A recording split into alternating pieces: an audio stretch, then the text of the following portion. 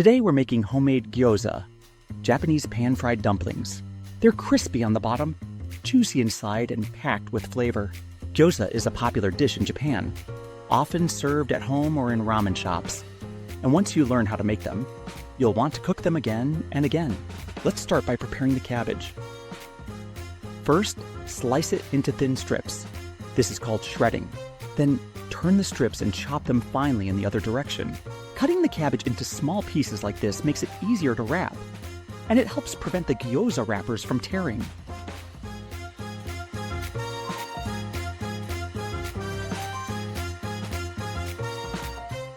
Next, let's chop the green onions.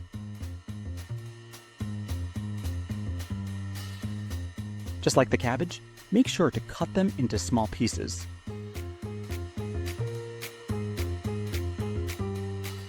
Smaller cuts help everything blend together better and make the filling easier to wrap.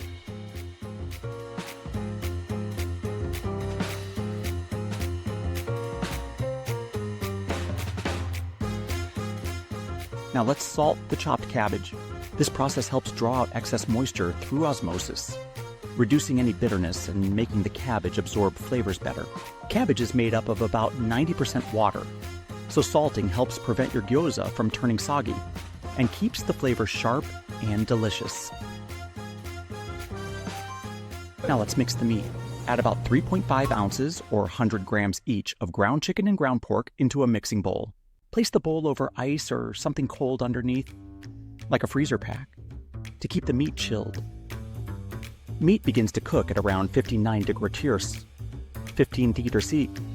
So if it gets too warm while mixing, the texture becomes soft and less flavorful. Start by mixing just the meat until it turns sticky. This helps lock in the juices and gives the filling a better texture when cooked. Once the meat is well mixed and sticky, it's ready for seasoning. Now add the following ingredients: 1 teaspoon of beet sugar, 1 tablespoon of soy sauce, 1 tablespoon of sake, 1 teaspoon of sesame oil, 1 clove of garlic, finely grated, about 1 teaspoon or 5 grams, 1 teaspoon of grated ginger, also about 5 grams, 1 egg, and a little black pepper to taste. Mix everything together thoroughly until it's evenly combined. To make the filling extra juicy, here's an important tip. Add water in 3 stages. You'll need about 3 tablespoons of cold water in total, but don't add it all at once. If you do, the mixture can become too loose and hard to mix evenly. Add 1 tablespoon at a time, mixing well after each addition. It takes a little extra effort, but this step makes a big difference. Your gyoza will turn out tender and juicy inside. Once the mixture becomes soft and sticky like this, it's time to add the vegetables. Add in the salted cabbage and chopped green onions.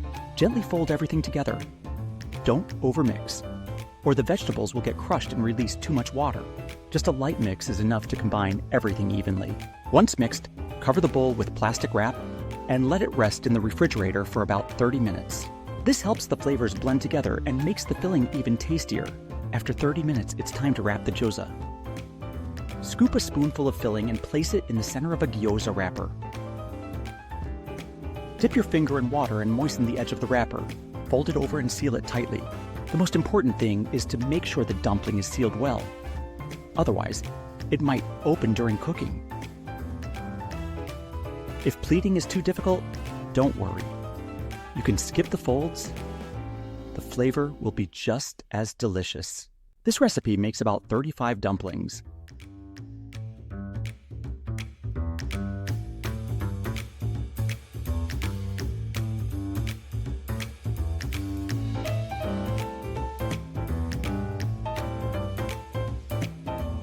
Now it's time to cook the gyoza. Lightly coat a frying pan with oil, then place the dumplings in, leaving a little space between each one. If they're too close together, they may tear and the juices will escape. So give them some room.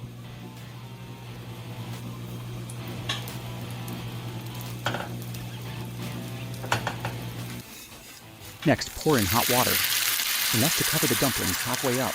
Be sure to use hot water, not cold. Cover with a lid and steam on high heat for 4 minutes. If you steam for too long, the flavor and juices may leak out.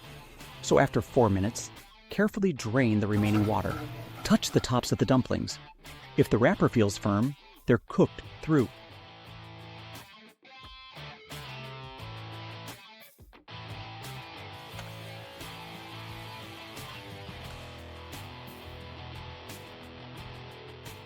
There will still be a little moisture in the pan, so let it evaporate first. Then add a bit more oil, slightly more than usual, to create a crispy bottom. Cover again and cook on medium heat for about 1.5 minutes.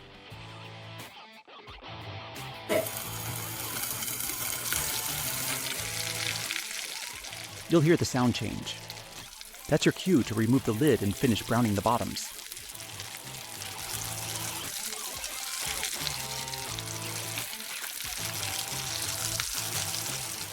When they're golden and crispy like this, your gyoza are ready to serve. When it comes to gyoza, the best kind is crispy on the outside and juicy on the inside. Dip them in a mix of soy sauce and vinegar.